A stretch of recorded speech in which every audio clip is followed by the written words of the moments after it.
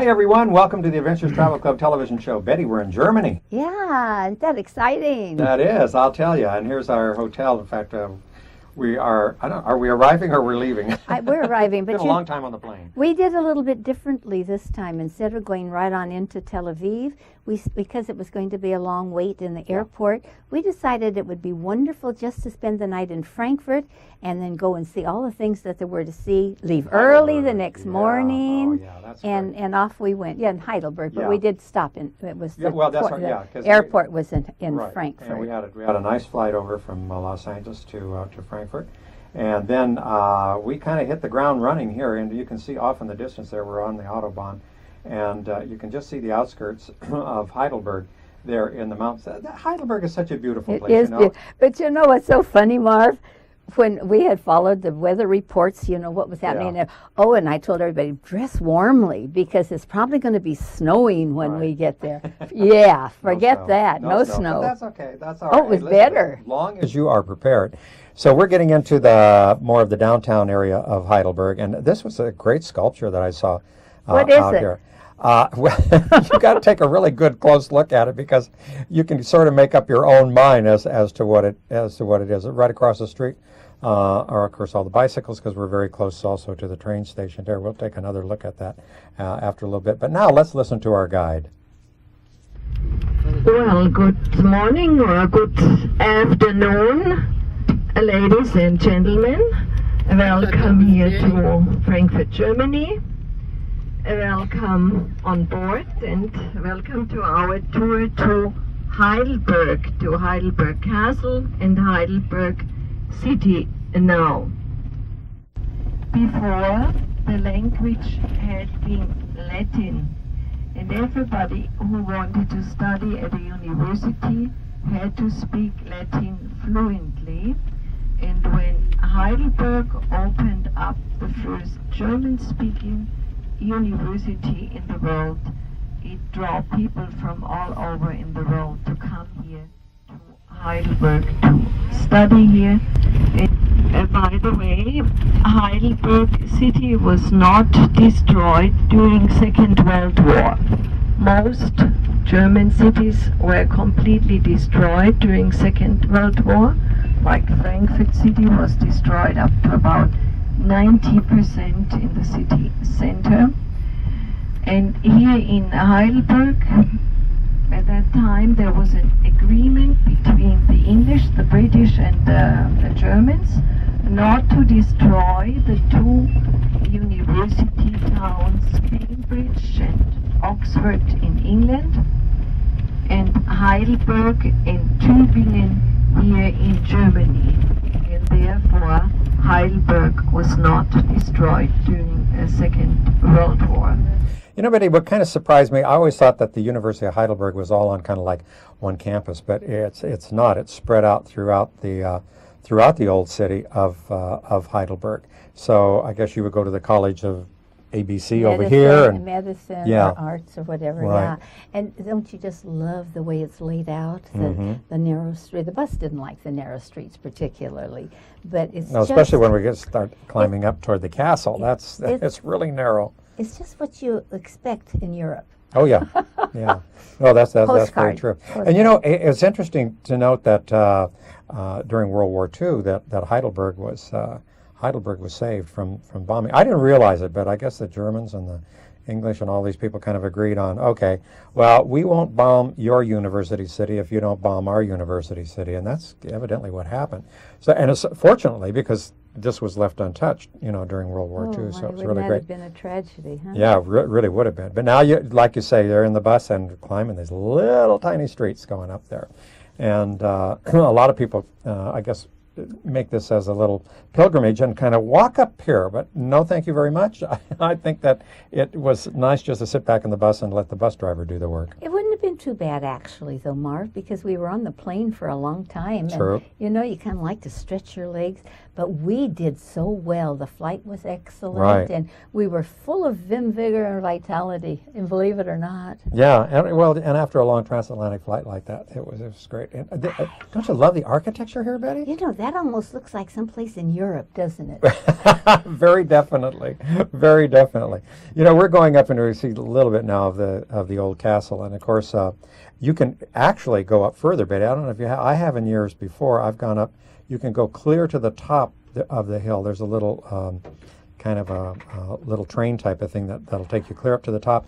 And there's a beer garden up there. It's also where the television transmitters are too. And boy, on a clear day, man, you can see forever, you get a view. Yeah. However, the day that we were here, it was not quite that clear, but we're heading up almost to the top. But we are fortunate. We are so fortunate because we could have had just sleet and rain and snow and the whole combination. Right.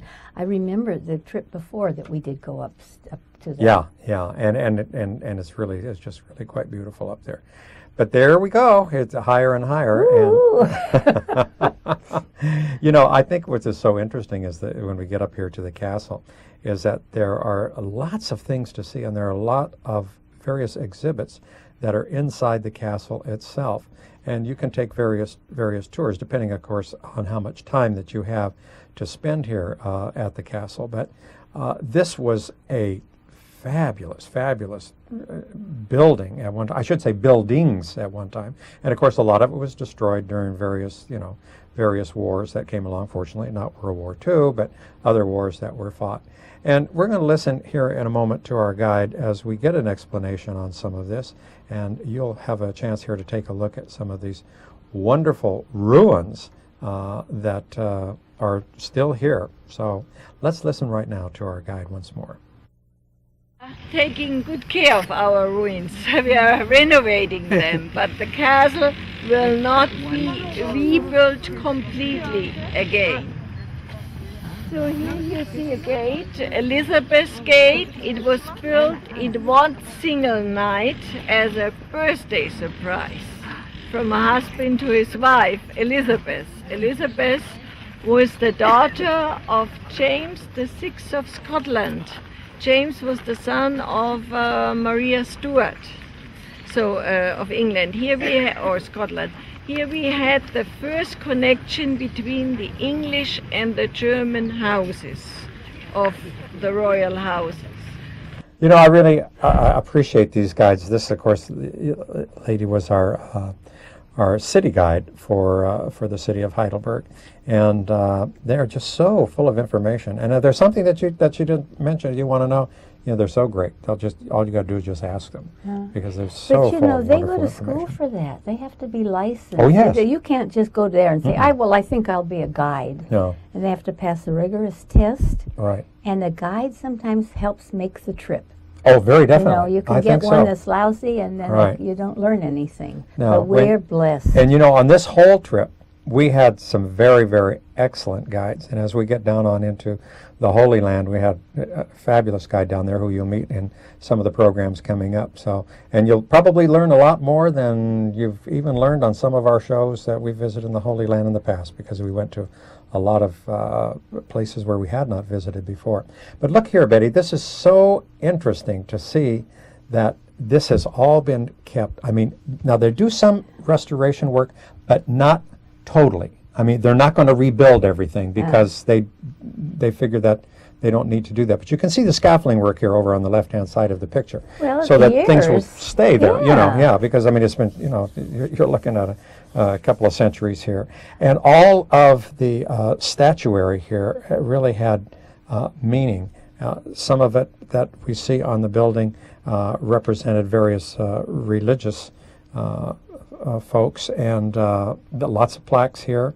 This one was also in Hebrew and I believe in Latin as well. And I think what impresses me so much is that this castle is still used today. Not by a royal family, but it's used for concerts, It's used for conferences, and so even though you can see that there's no roof right there, there is on some of the other buildings, and it's still being used. I think that's marvelous. I think so. And look at it. If in the fall they'll be outside and have if the weather's good and breathe. Oh, it'd be wonderful. Just wonderful. It really is. Yeah. We're going to go inside now, and I think you're going to find this kind of amusing. Let's listen to our guide as we go inside. This barrel is one of many which were here in the so-called barrel building. It was built in the 16th century purposely to accommodate these wine barrels, because this is a wine growing area, was and still is, and wine was the basic beverage. You know, they would drink anything up to 5 litres of wine in the King's Hall, for example, where they would feast. Now, having said that, 5 litres of wine, you may say, wow, 5 litres, I'll be hanging over them after 5 litres. But wine in those days was about 5% alcohol per volume. Of course, today it's about 14%. So nevertheless, it was a lot. And they used to pump the wine up from here into the room, so it was one of the first ever built wine pumps. Now, the original barrels that were built, the largest one, this is 16th century, was about 130,000 litres, one barrel. Later on, when after this castle was no longer used as a residence, they had a new one in Mannheim. This is now the 17th century. The Prince Elector at that time, he wanted to have even the biggest barrel in the Holy Roman Empire of German nations. So he had the older one replaced, so 230,000, by a new one, this one here, which has a capacity of 213,000 litres. Just imagine. But it was never really used to drink wine. I think they filled it once, but it's not. It was more for just to boast about, I have the biggest barrel. As I say, it was never. They used this place here more for festivals and for entertainment, but they lived in their nice Baroque-style palace in Mannheim, a much more grander place, because castles later on ceased to have any purpose in life because they were no longer defendable. Anyway, let's go around the barrel. Remember, 213,000 litres. Oh, this is one big vat. Yeah, we didn't have a sip of it either, did we? No, I think it was only filled once. I think if I remember. You mean originally? Yeah, I think it was just filled originally, just so that he could say, okay, I had the biggest vat. Now, was that for beer? Yeah. Not for wine? No. Because that's a beer really country, isn't it? Yeah. German for their beer. I think that was beer. Now you got me questioning. No, it was beer, yeah. Had to be beer. I didn't know you put beer in a vat? Uh-huh. I just think... Do you think it was wine? I have no idea. But you know what? We just have to... But they did have the beer sign. Yeah, but they also the guy also had a glass, too. You know what, Betty? Maybe we better go back and try it and find out, huh? Let's go see. Anyway, we were just talking about some of the inside of some of these rooms where they, are still holding conferences and conventions and things like that, and it's really quite nice and very pristine, isn't it? Oh yeah, it is very clean looking too, and just the gingerbread, on the outside is really something. This was a nice big meeting hall, and our guide here again is going to explain a little bit about this particular area. Would dine and wine. There were hundreds of people, of course, who made up the court, up to 1,000, and this is where they would sit. Above, they had 2 other floors where the ladies had their chambers. Now, in castles in those days, because they were very windy, wet, and uncomfortable.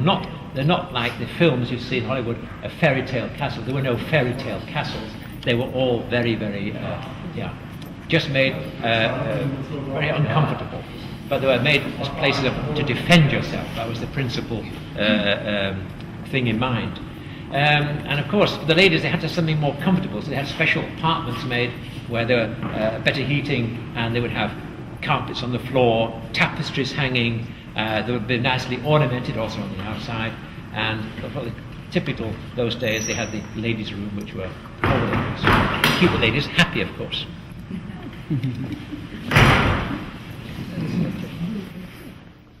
Well, Betty, this would be a good place if you want to throw a costume ball, huh? Or even play ball. Yeah, well, you It's could. big Yeah, enough, yeah, huh? you're right. You could. I Yeah. think you could. I think you could have a small ball game in there.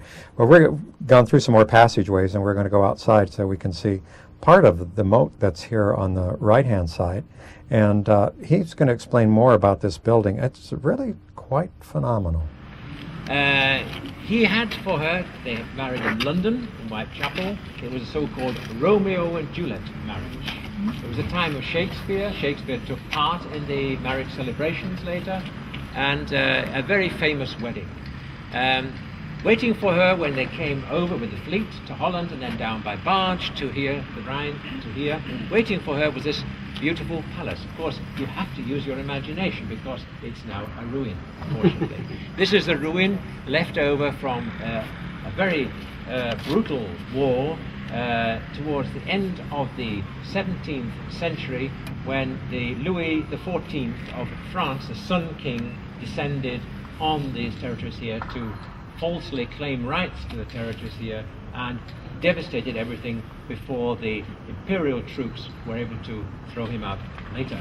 The result was a ruin which was never really rebuilt, and it's what you see today. So this was the Renaissance Palace, together with the thick tower. This tower and this huge wall here were part of these works done to make this small medieval castle into a fort, a huge fort. You know, this just looks like a little hole in the wall, doesn't it, here on this passageway? But look here, as we can see on the sides of the building here, where there are sculptures like this, and that's just so nice. It looks incongruous, just having a face there. Do you suppose that And the one steps time going there'd up, been something right. else there? Or Right, and the that steps pat going him up on to the nowhere. head when you go up. Thanks a lot, buddy, you know? Oh, that's Well, maybe it depends on how much wine they had out of those vats. I don't know. It could have been, right. Now, this is the inside here, and now we're going to have the opportunity to really see how a little bit of the royalty lived. And look at the inlay that we can see on the ceiling here, Betty. Now that's all wood, isn't it? I believe it is, yeah. And also, of course, stained glass that we see here too, and beautiful cabinetry work. Isn't this nice? That's just really, really something. But there was a lot of history here too, and we're going to find out a little bit more about some of the royalty. The House of Windsor starts here. Here we have the evidence. These 6 portraits are 6 of the 13 children out of this marriage, Frederick V with Elizabeth Stuart, the daughter of James I. 13 was nothing extraordinary. They had more. But a lot of them died before they reached the age of maturity, of course. But these are 6 of them. Charles Ludwig, he was the one that rebuilt the castle after the 30-Year War. He was the Prince Elector. His brother, Rupert, dashing man, he was the leader of the cavalry during the Civil War in England at that time. And the lady on the right here, she's called Sophie. She's the most important. She is married to a gentleman called Ernst August. He becomes later on a Prince Elector with living in Hanover. And from this family, they have children. One of them's George, and he becomes the King of England after Anne of England dies and succeeds. And that's the beginning of the Hanoverians, or the first of the Windsor family. And they all stem from this marriage, Elizabeth Stuart and Frederick V. That's why it is so important. So now you believe me, perhaps. Right. Well, Betty, I'll tell you what, this place was just made for you. Wouldn't you like to live in this place? No, thank you. I'm You wouldn't? perfectly happy. No. Well, look at that. I mean, look at this beautiful. Look at that beautiful it's heater. just I mean, where fascinating. could you get a ceramic heater like that? In Germany. No, I like my heater that I can turn on just like that. Stand in front of it. I do have a furnace, but I have one of those panels. Oh yeah. Oh, I love it. It's so wonderful. Good in the bun winter. warmers, right? Yeah, and I don't have to heat up my whole house. I that's can just cool. go there and get nice and warm and then hop into bed.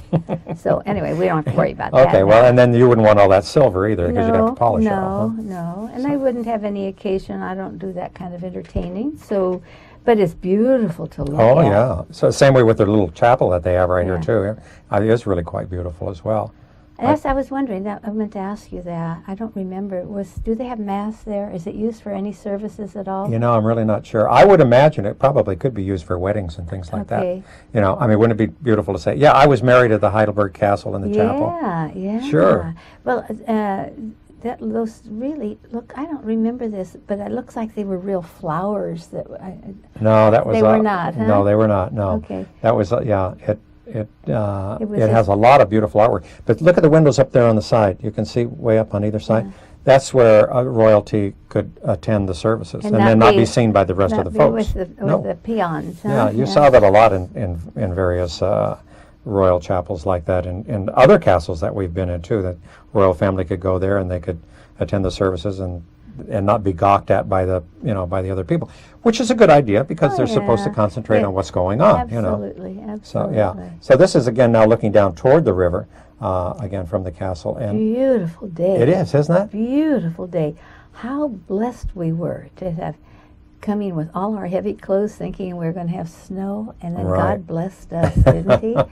It was. In fact, it actually got a little bit warm here, even though it was in the wintertime here. But it was a very, very nice day that we had. It was a good welcome to Europe on that particular day. That's a very nice scene that you've presented because it gives you a picture of the river, and then on both sides and the tile roofs and Well, you're going to notice that on the other side of the river is where you find most of the beautiful old homes, and on this side of the river where we were is more of the commercial area. But that's the old section. The other cross is probably the newest. Right. Well, see now, because now we're kind of going down the road, and if you look on the other side of the river, you just have some beautiful homes. Oh my goodness, the architecture, and of course they've probably been there, for a long, long time.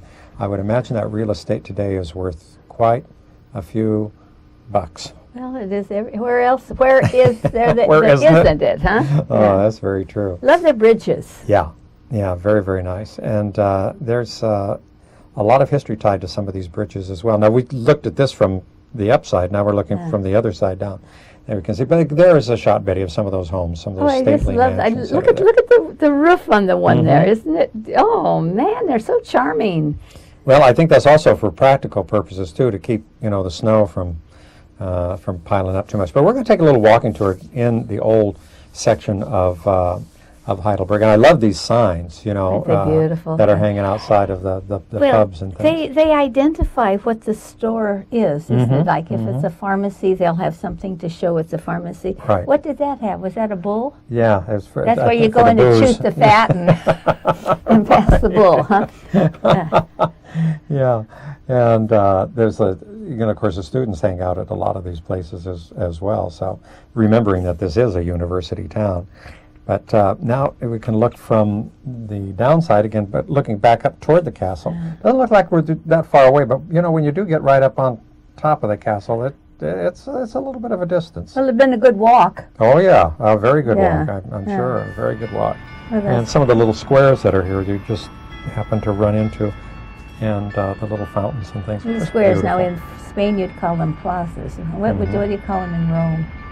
There's a piazza. Yeah. What do you call them in Germany? A square.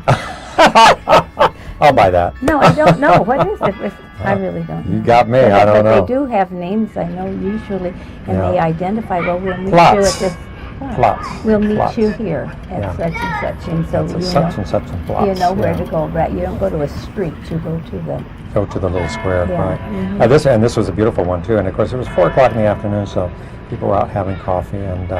And one of our travelers, I ran into her and she said, "Oh, where can I get an apple strudel? I'm in Germany and I want to get an apple strudel." And I said, "Well, wait a minute." So I took her and we walked back for just a little bit, and we found a little place, and we asked, because I wanted a cup of coffee really bad, and I said, not a beer? No, I just wanted coffee, because we'd been up for quite some time. You figure, from when we started the trip. There it was. Isn't that beautiful? Beautiful strudel. Oh, okay, go take a bite of it. So it was gorgeous. just delightful. Yeah, and that was Margaret Cameron. And she's such a lovely lady. And we called her Pepe.